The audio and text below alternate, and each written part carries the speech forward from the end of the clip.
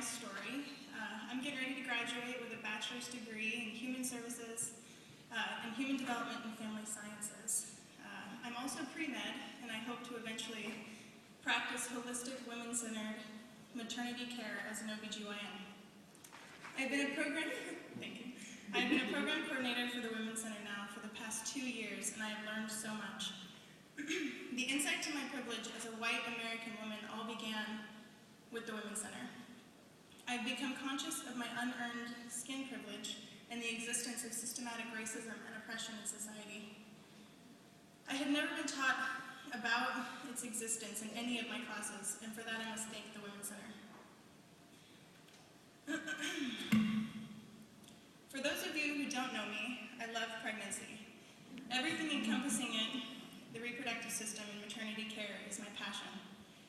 I pride myself on being as well-rounded as possible, and I'm a firm believer of experiential learning, which is why I wanted to go abroad and gain a global perspective. And so I found myself a medical internship in Kenya.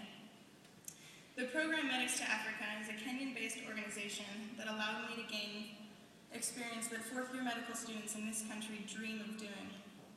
I spent majority of my time in the maternity ward at St. Joseph's Missions Hospital in a little town in western Kenya called Migori.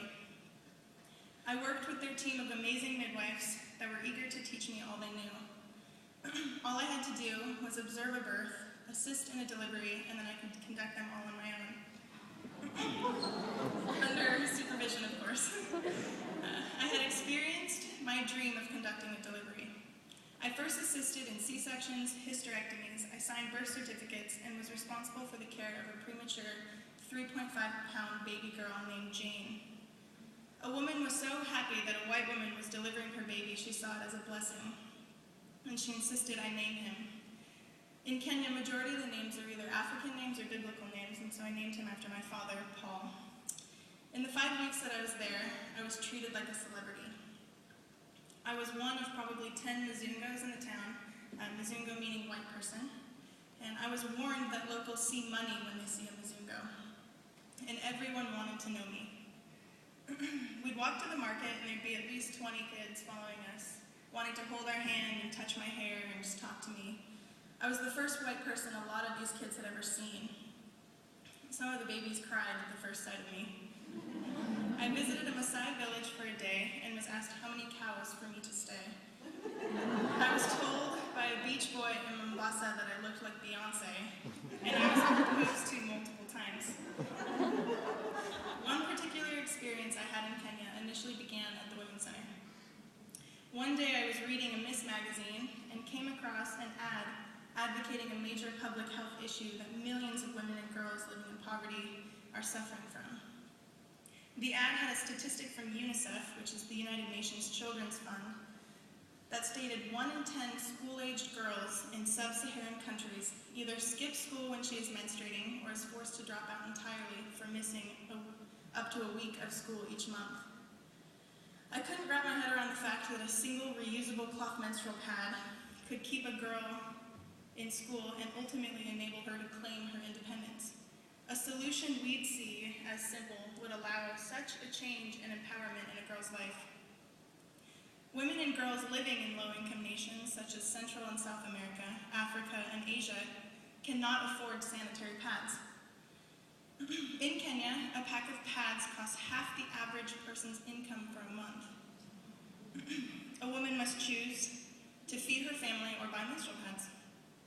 Millions of women and girls having no access to menstrual pads is directly tied to exploitation, infection, including HIV, dropout rates, child trafficking, and early marriage. A woman menstruates about 60 days on average per year. That's 60 days of a woman's education and or work lost because she does not have access to menstrual products. Instead, she uses methods that often fail, such as rags, newspapers, mattresses, leaves, and even mud. In this country, for most of us, our periods do not stop us from living our everyday lives. Think of all the menstrual products that we have access to and birth control here in this country. I can think of 3 off the top of my head. The Oregon Contraceptive Care. If you live in Oregon and you make less than $387 a week, you automatically qualify for birth control and services. As an Oregon State student, all women are granted free birth control and services through family planning and the Women's Center. We offer menstrual products, dental dams, and condoms for free.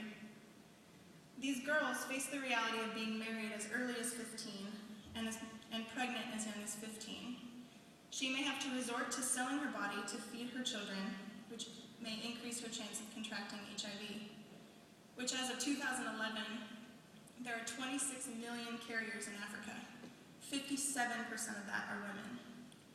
If she stays in school, she can use her education to earn a living.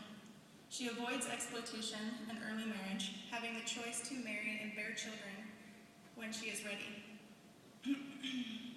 Women will have the ability to become active members in their community, empowering and strengthening these low-income nations, and begin to diminish the cycle of intergenerational poverty.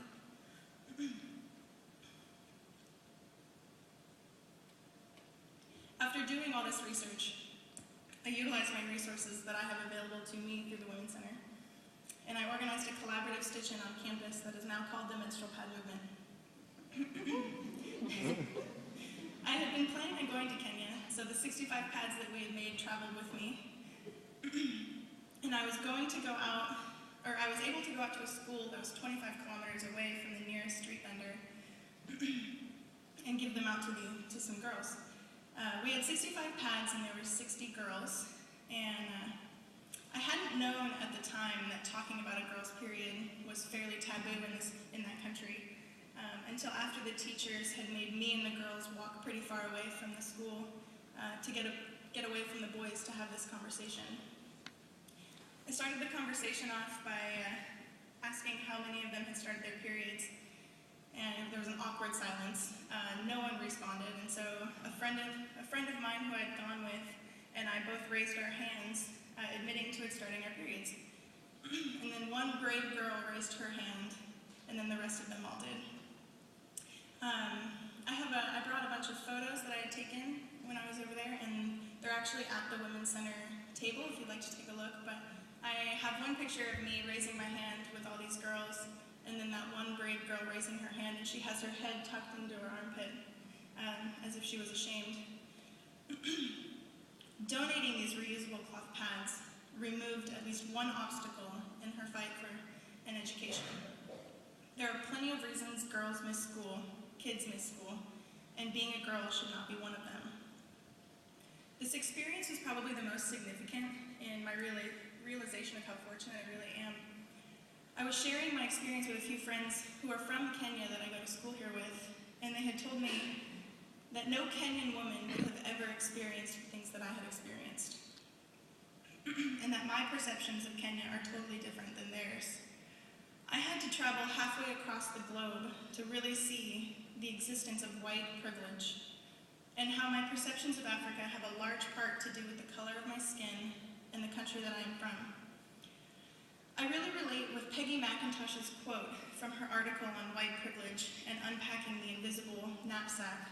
She states, "I was taught to see racism only in individual acts of meanness, not in invisible systems conferring dominance on my group. And I know now and refuse to deny that systematic racism and oppression exist, and in order to see change, we must all be aware, whether we are of color or not."